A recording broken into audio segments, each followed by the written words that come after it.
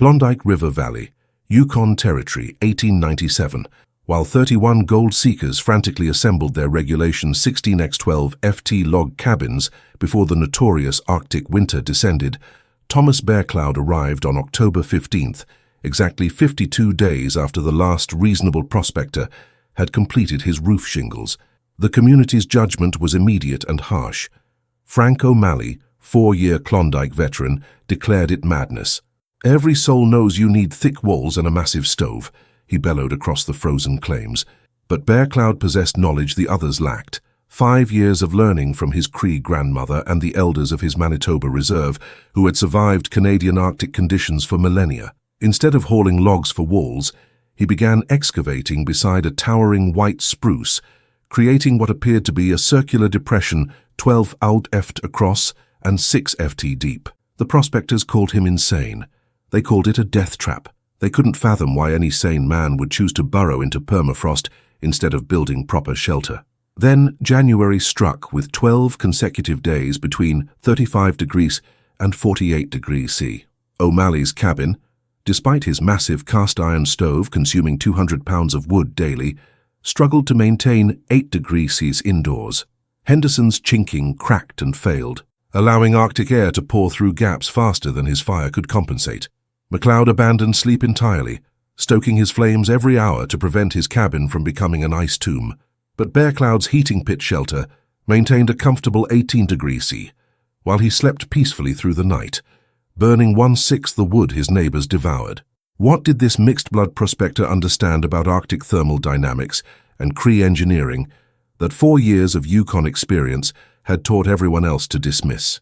If you value stories of ancestral wisdom that defied conventional logic, make sure to subscribe. We've documented more accounts of traditional knowledge-saving lives when modern methods failed. Comment your province and territory. We love discovering where these historical lessons resonate. The first killing frost had already claimed the last wildflowers along the Klondike when Thomas Bearcloud's dog team picked its way down the treacherous mining trail on October 15th, 1897. Behind him lay 5 seasons of following gold strikes through northern Manitoba, Saskatchewan and the Northwest Territories.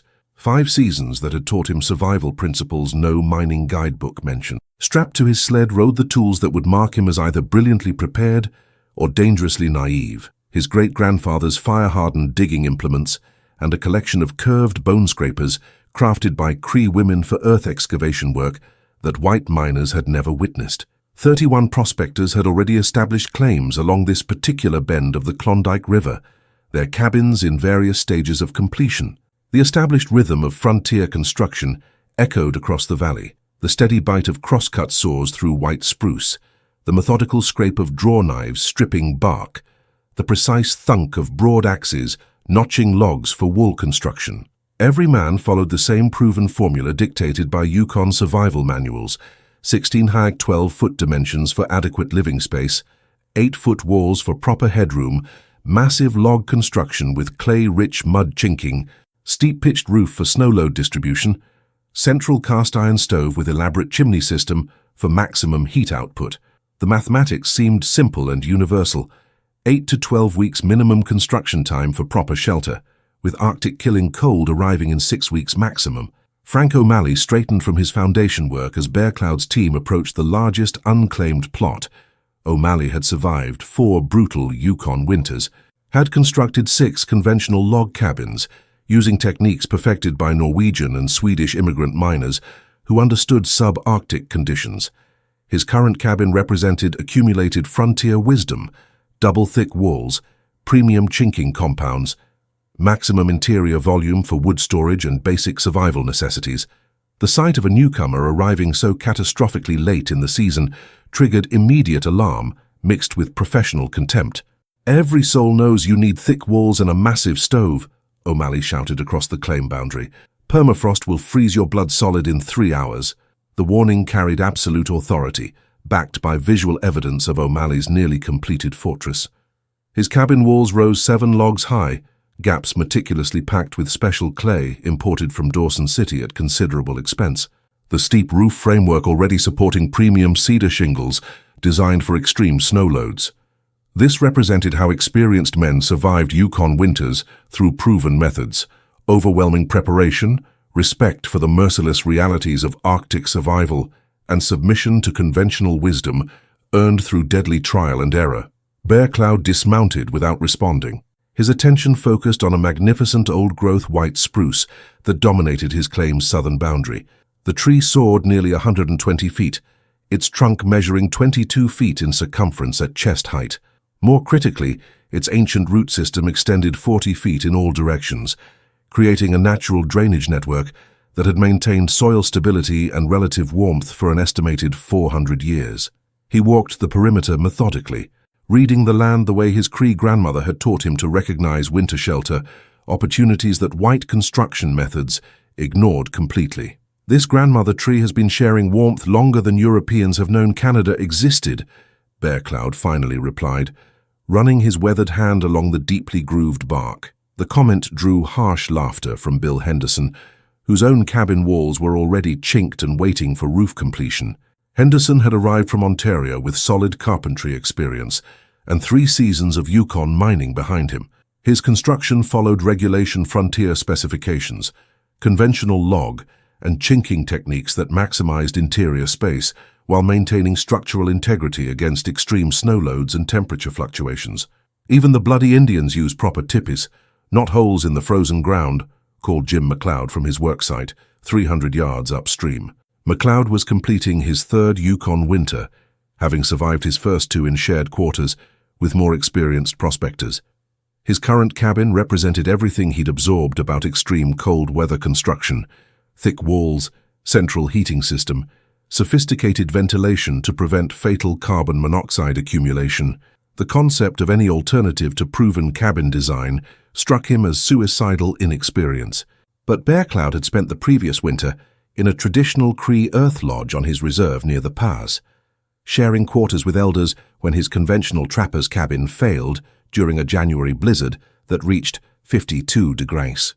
The experience had taught him that indigenous engineering represented centuries of refined solutions rather than primitive methods.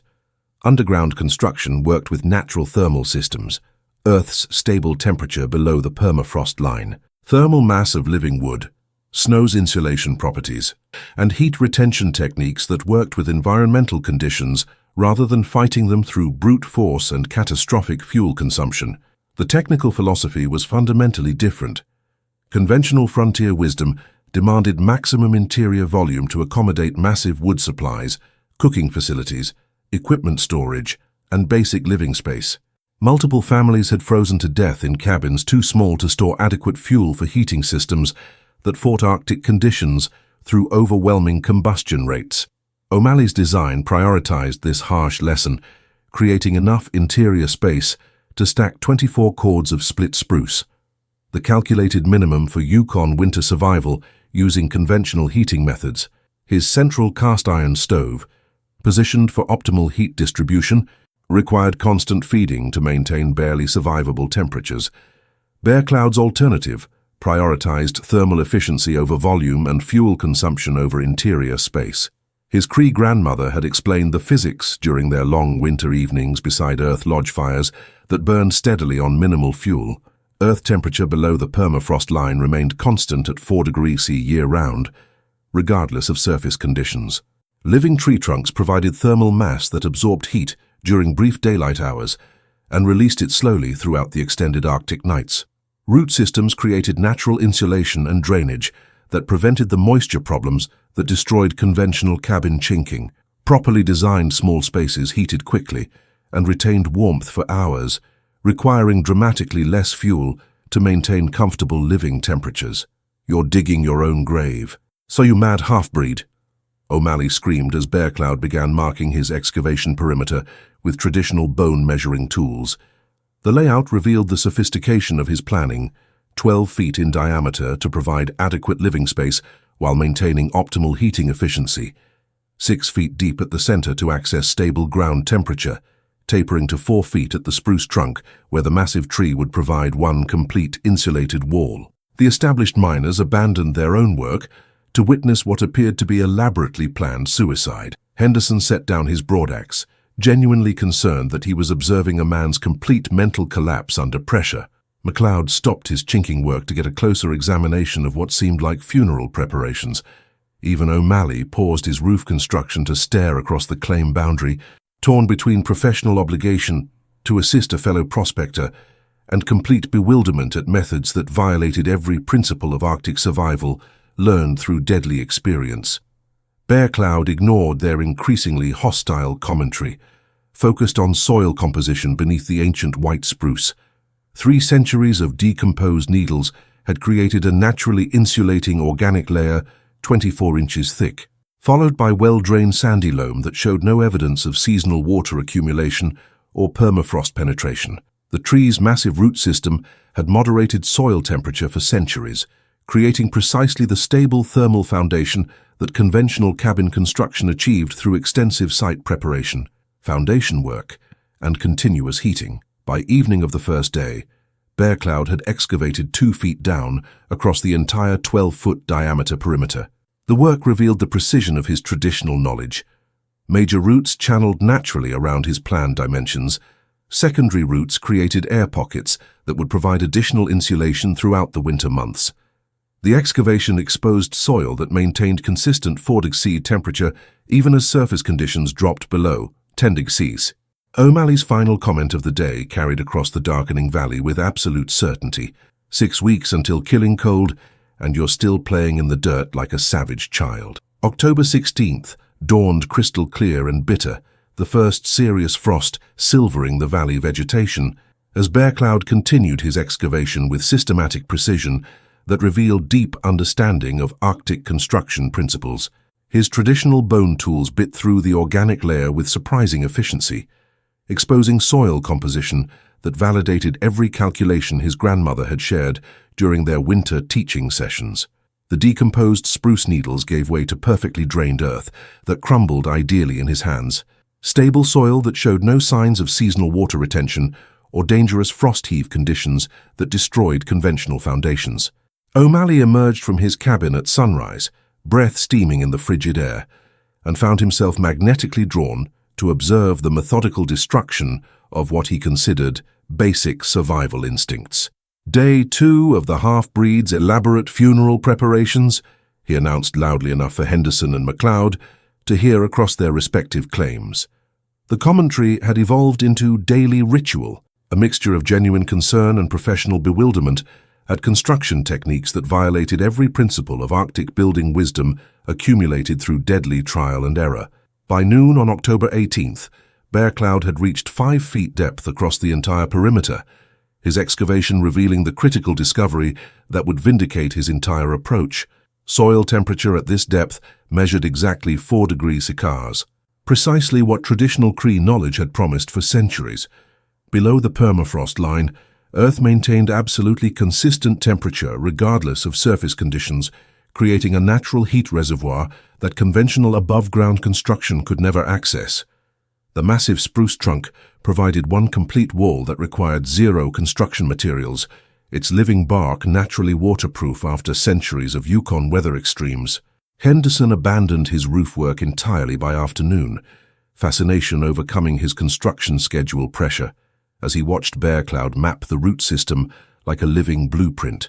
Major roots channeled moisture away from the excavation naturally, their precise placement creating drainage systems that had functioned effectively for 4 centuries. Secondary roots formed insulation pockets throughout the surrounding soil, providing thermal barriers that no manufactured chinking material could replicate. The tree's living wood maintained higher temperature than dead construction lumber, adding thermal mass that would store and release heat throughout the brutal winter months. "Even the damn Wolverines got more sense than that prospector," MacLeod called from his claim, but his tone carried decreasing certainty. The excavation revealed engineering sophistication that challenged fundamental assumptions about primitive construction methods. Bearcloud utilized the root structure as natural storage systems, carving supply niches into the living wood that provided both organization and additional insulation. Every element of his design worked with existing natural systems rather than imposing foreign construction principles on hostile Arctic terrain. October 20th brought the heating system construction phase, that would test Bearcloud's understanding of Cree thermal engineering and heat distribution principles. His grandmother's teachings became visible as he created what appeared to be multiple fire pits connected by carefully planned air channels. The primary heating pit measured 4 feet in diameter and 2 feet deep, positioned at the exact center of the circular excavation for optimal heat distribution. But the genius lay in the secondary system. 6 smaller firebowls arranged in a precise circle around the main pit, each connected by stone-lined air channels that would distribute heat evenly throughout the underground space. The engineering represented traditional knowledge refined through generations of Cree Earth Lodge construction in conditions even more severe than the Yukon. Each secondary firebowl measured 18 inches across and 12 inches deep, positioned to take advantage of natural airflow patterns that would circulate heated air without requiring artificial ventilation. Bearcloud selected each stone individually for the air channels, testing for heat retention properties and structural integrity, rejecting any piece that showed signs of cracking or mineral content that might explode under thermal stress. The precision of this traditional technique impressed even O'Malley, whose extensive construction experience recognized sophisticated heat distribution when he witnessed it firsthand. The stone-lined channels created a network that would move heated air throughout the shelter while preventing dangerous carbon monoxide accumulation. Henderson had stopped making jokes entirely, genuinely puzzled by heating methods that seemed simultaneously ancient and remarkably advanced. MacLeod openly admitted confusion, telling O'Malley that the heating system demonstrated better understanding of thermal dynamics than conventional stove installations he'd seen fail catastrophically under extreme conditions. October 22nd revealed the roof construction that would validate or condemn Bearcloud's entire approach. 8 massive spruce poles, each 14 inches in diameter, spanned the 12-foot width of his excavation. These primary supports would bear calculated loads that included extreme snow accumulation, secondary structural elements, and multiple insulation layers. The engineering represented traditional knowledge refined through centuries of Earth Lodge construction in conditions that regularly reached 60 degrees Celsius. 63 straight spruce saplings, each 3 to 4 inches in diameter, formed the secondary layer laid perpendicular to the primary supports. Bearcloud selected each piece individually, testing for straightness and structural integrity, rejecting any sapling that showed signs of disease or insect damage. The perpendicular placement distributed weight evenly while creating the framework for sophisticated insulation layers that followed Cree thermal engineering principles developed over millennia. The insulation system required 12 inches of spruce bough thatch with needles pointing downward for moisture shedding, a detail that revealed profound understanding of Yukon precipitation patterns and thermal retention. Bearcloud invested 2 entire days cutting and positioning boughs, creating overlapping patterns that would channel water away from the interior while maintaining maximum insulation effectiveness. The technique precisely copied methods he'd learned from Cree elders, where proper thatch positioning meant the difference between warm, dry shelter and catastrophic interior flooding. 37 sections of spruce bark, each measuring 4.3 feet, formed the outer weather barrier. Bearcloud harvested these sections from dead trees throughout the valley, carefully selecting bark pieces without cracks or gaps that would compromise waterproofing. The overlapping shingle installation created multiple protection layers, with each piece positioned to shed water downslope while preventing wind penetration. The entire roof system could support 5 feet of snow depth, approximately 4,000 pounds of distributed load calculated from territorial weather records. Day 6 of watching a man prepare his own elaborate grave, O'Malley muttered, but his daily commentary now carried undertones of professional uncertainty. The roof construction displayed engineering knowledge that fundamentally challenged his assumptions about proper Arctic building methods. Henderson had ceased his mockery completely, openly studying construction techniques that revealed understanding of structural principles his carpentry experience had never encountered. The entrance design revealed the most sophisticated element of Bearcloud's thermal engineering system, a 6-foot tunnel angled upward from the main chamber to surface level, creating a complex airlock effect that would prevent heat loss while allowing access during the most extreme weather conditions. Cold air would settle in the tunnel, while heated air remained stratified in the main living space, a principle of physics that conventional cabin construction fought against rather than utilizing effectively. The entrance faced southeast, away from prevailing northwest winds while maximizing solar heat gain during brief winter daylight periods.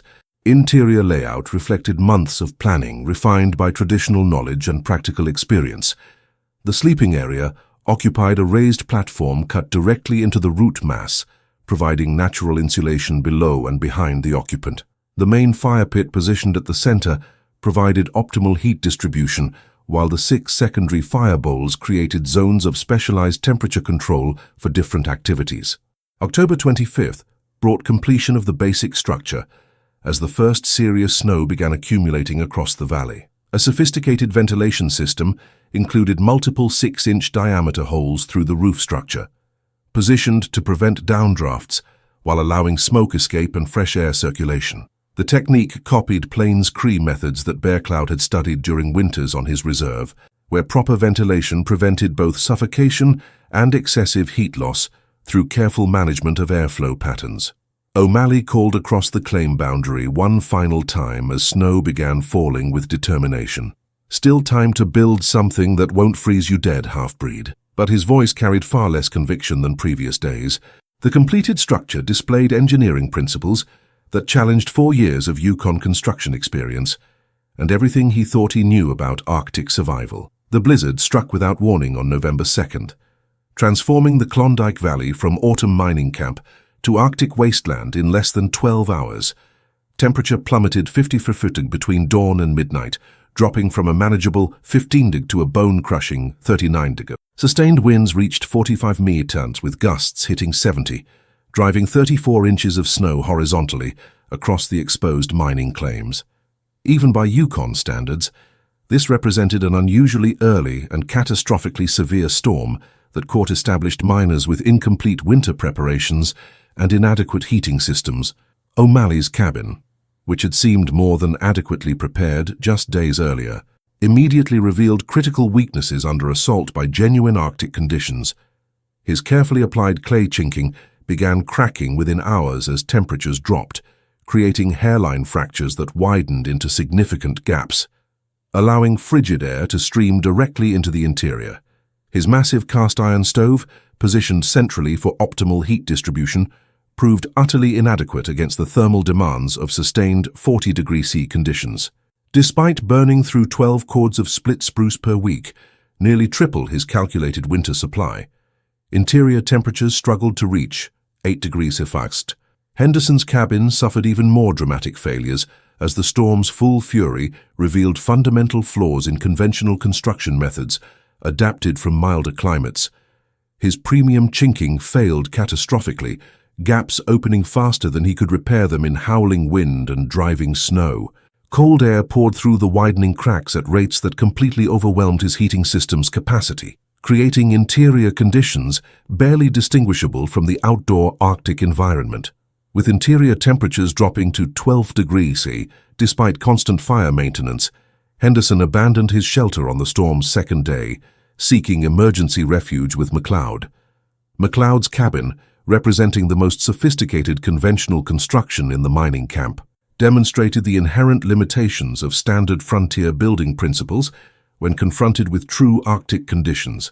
His 12-foot interior, designed to accommodate massive wood storage and basic living necessities, became a systematic liability under genuine survival conditions. The 8-foot ceiling that provided comfortable headroom during moderate weather now allowed precious heat to rise away from the living area, creating temperature stratification that left floor level at 15 degrees Celsius, while ceiling temperatures reached 5 degrees Celsius. The large interior volume that had seemed advantageous during construction now required absolutely massive fuel consumption to achieve even marginally survivable warmth. McLeod burned through 14 cords of wood in 5 days, consuming his entire calculated monthly supply in less than a week. The conventional stove design lost precious heat through the elaborate chimney system faster than wood could be burned, creating an impossible heating equation that no amount of fuel could solve. Meanwhile, 60 feet away and 6 feet underground, Bear Cloud's Earth Lodge maintained interior conditions that defied every expectation of Arctic survival wisdom. On November 2nd, with outside temperatures at 39 degrees C, His shelter registered 18 degrees, a differential of 57 degrees achieved through traditional engineering that worked with natural systems rather than fighting them. The Earth's stable thermal reservoir, dismissed by conventional builders as irrelevant to winter survival, proved its value under genuine test conditions that killed unprepared men. Living tree roots surrounding the excavation provided thermal mass that absorbed heat during brief warming periods and released it slowly throughout extended cold snaps that lasted for days. The scientific principles underlying Bear Cloud's success became evident as the storm continued into its second week. Underground temperature remained stable because Earth below the permafrost line maintained its 4°C baseline regardless of surface conditions, a thermal foundation that above-ground construction could never access. The massive spruce trunk eliminated heat loss through one complete wall, while its root system provided insulation values that manufactured materials couldn't approach. Snow accumulation reaching 5 feet deep by the storm's fourth day added insulation equivalent to R-value 20, while reducing heat loss through the roof structure by 90%. The multiple heating pits created temperature zones that could be controlled precisely for different activities: sleeping, cooking, equipment maintenance, and basic comfort. Air circulation in the underground shelter followed physics principles that worked with natural thermodynamics rather than fighting them through brute force. The angled entrance created a thermal trap where cold air settled in the access tunnel while heated air stratified at living level in the main chamber. This natural convection system required no energy input while maintaining temperature differentials that conventional cabins achieved only through constant fire maintenance and catastrophic fuel consumption. Bear Cloud's heating system demonstrated efficiency that seemed impossible to conventional builders. His main fire pit heated the confined space quickly and thoroughly, while the 6 secondary fire bowls provided zone heating for specific activities. Total fuel consumption: 12 to 15 pounds of wood daily, compared to the 300 pounds consumed in standard cabins attempting to maintain barely survivable conditions. The traditional Cree system worked with natural thermal retention rather than fighting heat loss through overwhelming combustion. By November 8th, the contrast between construction methods had become stark and undeniable. O'Malley faced a fuel crisis that threatened his immediate survival. Having burned through his calculated winter wood supply in just 6 days of extreme cold, ice formed on his interior walls near the chinking gaps, creating conditions where breath froze instantly and metal tools became too cold to handle with bare hands. Sleep became impossible without fire maintenance every 90 minutes, leading to exhaustion that compounded the physical stress of inadequate heating and chronic hypothermia. Henderson's situation grew desperate as his abandoned cabin filled completely with snow through the failed chinking, rendering it uninhabitable even after attempted emergency repairs. Sharing McLeod's shelter created dangerous overcrowding that strained already inadequate heating capacity, forcing both men to burn furniture, mining equipment, and personal belongings to supplement their rapidly dwindling firewood supplies. The social dynamics of the mining camp shifted dramatically as conventional wisdom confronted the absolute reality of its own failure under test conditions. McLeod, despite hosting Henderson and maintaining the most sophisticated conventional shelter, found himself questioning 3 decades of construction experience as he watched his carefully planned heating system prove utterly inadequate. His regulation cabin design required constant attention, fire maintenance every hour including throughout the night, continuous monitoring of chinking gaps that opened faster than they could be repaired, and fuel consumption rates that threatened to exhaust his winter wood supply before December arrived.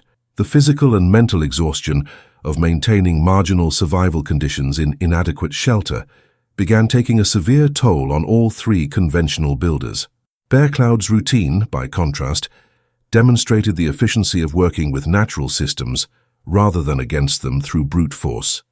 He tended his main fire pit twice daily, morning and evening, burning only carefully selected dry wood that heated his confined space quickly and thoroughly. The secondary fire bowls required attention only as needed for specific activities: cooking, equipment maintenance, or additional comfort during extreme conditions.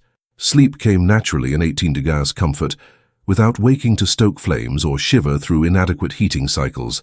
The dry interior allowed him to continue productive work throughout the storm, sharpening tools, repairing equipment, planning spring mining operations, even reading by firelight while his neighbors struggled simply to maintain survival-level warmth and prevent frostbite. On November 15th, as the extended cold snap entered its second week with temperatures remaining below 35 degrees Celsius, Bill Henderson approached Bear Cloud's barely visible entrance. Exhaustion from sleep deprivation and constant fire tending had worn down his resistance to asking the question that challenged everything he thought he knew about Arctic survival. "How warm you staying down there, Thomas?" he called down the entrance tunnel, his voice carrying the weight of a man reconsidering fundamental assumptions about winter shelter. "Warm enough to work bare-handed and sleep through the night," came Bear Cloud's reply from the 18 degrees C interior. Outside temperature measured 37 degrees Celsius. The differential was 55 degrees Celsius. Henderson had been burning 300 pounds of wood daily to maintain 8 degrees Celsius in his conventional cabin before it became uninhabitable. December brought conditions that would test every survival system beyond its design parameters and prove which construction methods could sustain human life under true Arctic conditions. Barometric pressure began dropping on December 8th, bringing the kind of polar air mass that veteran Yukon prospectors recognized as potentially lethal to anyone with inadequate shelter. By December 10th, temperatures had plunged to 42 degrees C and continued falling relentlessly.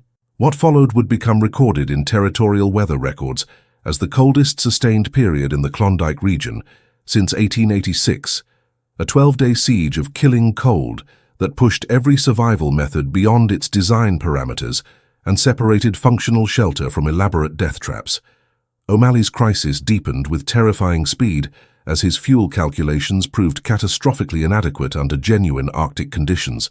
Frank O'Malley had based his wood requirements on 4 years of Yukon experience, calculating that 30 cords would provide adequate heating through March using conventional stove systems. Instead, his cabin's massive heat loss through failed chinking and inadequate insulation created fuel demands that consumed his entire winter supply. By December 18th, interior temperatures dropped to 5 degrees Celsius, despite burning furniture, mining equipment, and even floorboards torn up in desperate attempts to maintain life-supporting warmth. The arithmetic of survival had turned against him with mathematical precision.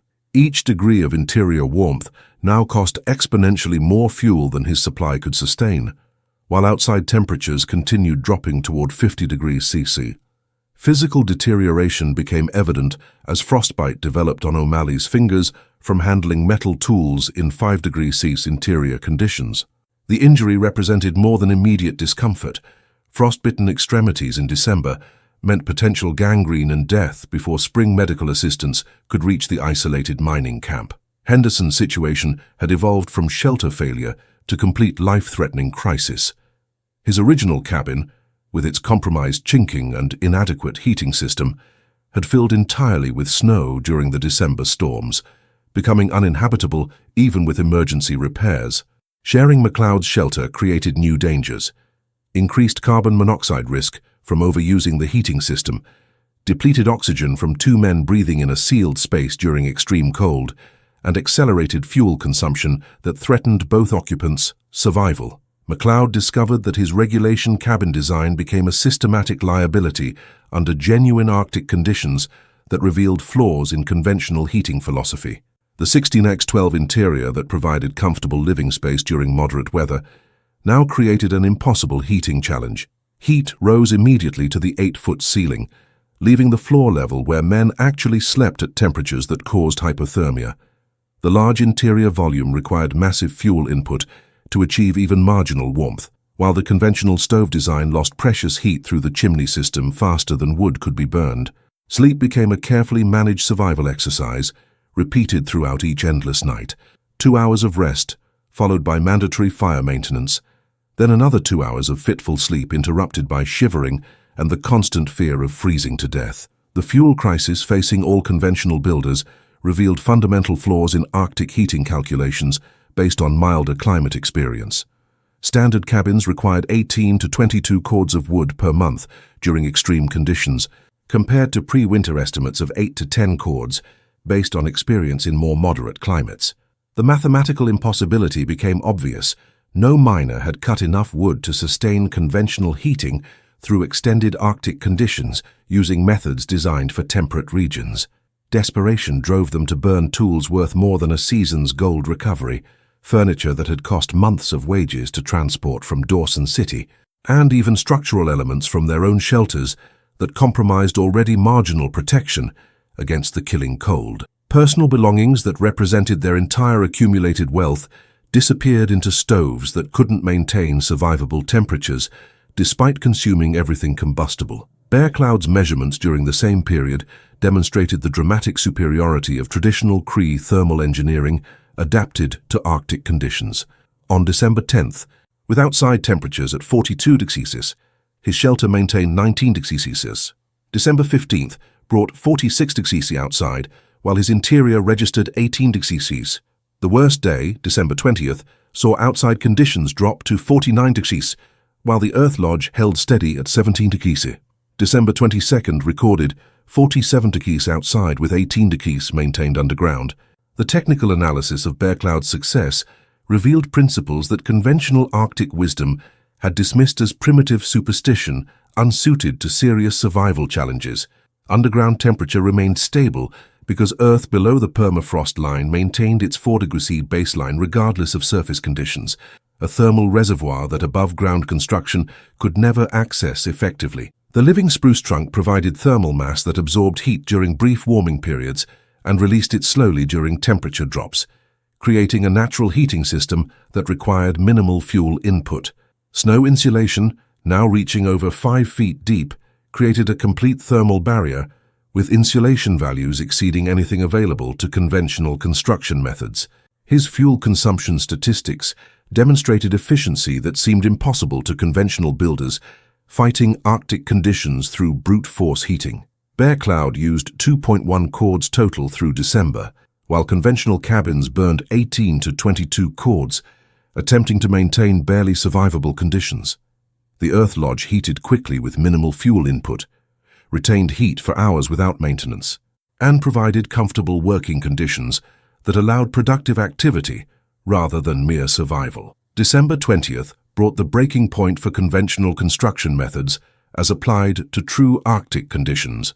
Frank O'Malley, facing immediate death from hypothermia and fuel exhaustion, made his way through 49 degrees Celsius conditions to Bear Cloud's entrance. The act represented complete abandonment of 4 years of Yukon building wisdom and the professional pride that had sustained him through previous winters. "Thomas, we're dying out here," O'Malley called down the entrance tunnel, his voice distorted by the face covering required to prevent lung damage from breathing 49 degrees Celsius air. "They can't maintain heat enough to live." The admission carried weight beyond immediate crisis, recognition that fundamental assumptions about Arctic survival had proven wrong under test conditions that revealed the inadequacy of construction methods adapted from milder climates.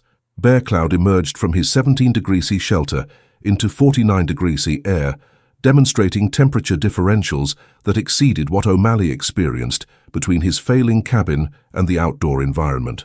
The visual evidence was undeniable. Bear Cloud worked bare-handed for several minutes, while O'Malley couldn't remove his mittens without immediate frostbite risk. The Earth Lodge dweller showed no signs of cold stress, moved normally, and displayed the physical condition of a man living in heated comfort, rather than fighting constantly for survival. The technical explanation Bear Cloud provided represented centuries of Cree engineering, refined through generations of Arctic survival in conditions more severe than any recorded in the Yukon. Earth's stable temperature created a natural heat foundation that required minimal energy input. Thermal mass of living wood stored and released heat efficiently throughout daily temperature cycles. Snow insulation eliminated heat loss through proper roof design that worked with natural thermal dynamics. The airlock entrance prevented cold infiltration while maintaining interior warmth through physics principles rather than fuel consumption. Multiple heating zones allowed precise temperature control for different activities without heating unnecessary space. Every element worked together as an integrated system, rather than fighting natural thermal processes through overwhelming fuel consumption and brute force heating that couldn't maintain adequate temperatures under genuine Arctic conditions. December 21st brought the community's formal surrender to methods they had mocked and dismissed just weeks earlier. Henderson requested instruction in Earth Lodge excavation techniques that could save his life before spring. MacLeod asked permission to share Bear Cloud's shelter until he could construct proper underground quarters using traditional methods. O'Malley, his pride finally overcome by the reality of imminent death, openly admitted his catastrophic error. "Thought you were digging your grave like a savage," O'Malley said, his voice carrying the weight of a man who had discovered the inadequacy of his own cultural assumptions. "Turns out, you were the only one building something that actually works in real Arctic conditions." The transformation represented more than individual survival decisions. 3 experienced miners representing decades of accumulated Yukon building knowledge had confronted the absolute failure of conventional methods under test conditions that revealed fundamental flaws in heating systems designed for temperate climates. Traditional Cree engineering, dismissed as primitive ignorance by frontier wisdom, had proven superior in every measurable way. Fuel efficiency, interior comfort, construction time, material requirements, and ultimate survival effectiveness under conditions that killed men using conventional methods. Spring breakup in April 1898 revealed the winter's true accounting in stark, measurable terms that left no room for debate about competing survival methods applied to Arctic conditions. Bear Cloud emerged from his Earth Lodge having gained 9 pounds during the brutal months.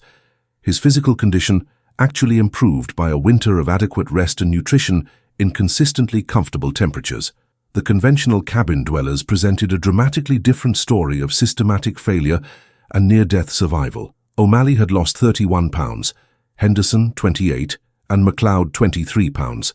Their bodies showing the cumulative effects of months spent fighting inadequate heating systems and chronic sleep deprivation caused by constant fire maintenance requirements. The fuel consumption statistics told an equally dramatic story of efficiency versus waste. Bear Cloud had burned 6.7 cords of wood through the entire winter season, while the conventional cabins had consumed between 28 and 34 cords each in their desperate attempts to maintain barely survivable temperatures. O'Malley's final accounting included not just firewood, but furniture worth $400 in Dawson City prices, mining equipment valued at $200, and personal belongings worth $150, all sacrificed to feed heating systems that couldn't maintain adequate temperatures despite consuming everything combustible. The economic implications were staggering. Conventional heating had consumed winter fuel supplies worth more than most miners earned in 2 seasons of successful gold recovery. Construction time vindication proved equally significant. Bear Cloud's 5-day building period, compared to the 10 to 12 weeks required for conventional cabin construction, represented an 88% reduction in labor investment. Material efficiency statistics were even more dramatic. His Earth Lodge used 95% less lumber than standard cabins, required no purchased materials except basic hand tools, and demanded 0 maintenance throughout the winter season. Meanwhile, conventional structures required constant chinking repairs, costing $50 per month in materials, roof patches to prevent snow infiltration, and continuous stove maintenance that consumed time and resources without improving heating efficiency. Henderson began construction of his own Earth Lodge in late April, applying lessons learned from observing Bear Cloud's successful design throughout the winter crisis. His version measured 14 × 10 feet, incorporating improved entrance design that provided better security while maintaining thermal efficiency. The excavation process revealed the same soil conditions Bear Cloud had exploited: stable temperatures below the permafrost line, natural drainage through established root systems, and insulation properties of decomposed organic matter that conventional construction couldn't replicate. MacLeod's innovative approach demonstrated how traditional techniques could be adapted and expanded for different mining camp needs. His dual-chamber design included a separate workshop area connected to the main living space through a short tunnel, creating specialized zones for different activities while maintaining overall thermal efficiency. The workshop chamber allowed him to continue equipment maintenance and small-scale ore processing throughout the winter months, turning survival time into productive work periods that improved his mining productivity.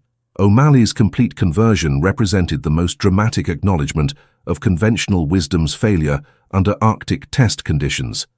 He abandoned his partially collapsed cabin entirely, investing 3 weeks in spring construction of an Earth Lodge 50% larger than Bear Cloud's original design. His engineering background helped him refine the structural elements, calculating optimal roof loads for extreme snow conditions, improving drainage systems, and developing more sophisticated heating zone controls. The man who had led the winter's mockery and cultural prejudice became the technique's most enthusiastic advocate, teaching other miners traditional methods he'd learned through near-death experience. Summer 1898 brought validation from unexpected sources as word of the Earth Lodge method spread through Yukon mining networks. 18 additional prospectors arrived at the Klondike specifically to learn underground shelter techniques before establishing their own claims for the coming winter.